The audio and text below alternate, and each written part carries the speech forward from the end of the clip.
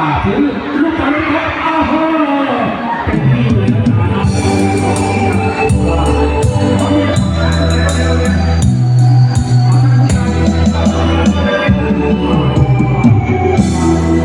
แล้วเห็น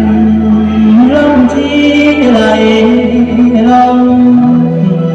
อายมายืนคอยมองมายืนจ้องอยู่ริมทาง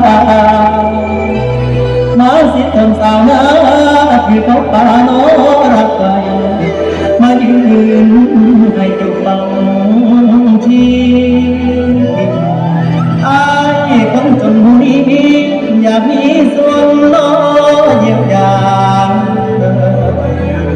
หากขอบอกคืนมาเช็ดน้ำตาสาเด้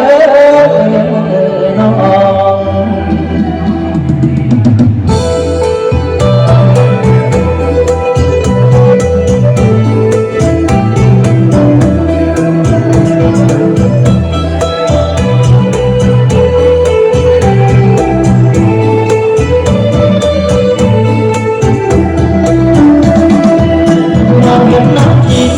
เคยมีความรักที่ทอดความเดิมเมื่อวันที่เขามานั่งที่เธอเขาคงโดนรอบกอดรักที่ยังได้เกินหัวใจรำเธอเป็นเธอที่เคยรักแต่มาวันนี้ที่เขาไปเมื่อไหร่กลับเขาลาไปแล้วเก็บน้ำตาบัญชีหัวใจลอยล้นจะย้อนคืนคงไม่มีจะลำน้ำที่ไหลไปไม่มีย้อนมา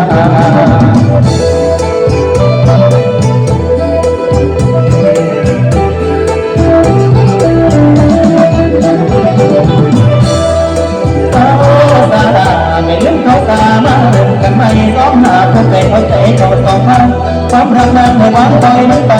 ตัดหายที่คนใจได้รออันมาจบไม่ต้องทำไมคนไทยอยู่ไกลคนใจต้องสมมาจริงสัญญาว่าเขาไม่มาเจ้าอย่าไปมองที่นี่สำรองรักความบนหอมในใจเจ้าหยุดน้ำตานะอย่าร้องให้ดังวันจะเอาความไปเผาเอาใจของเรายังกัน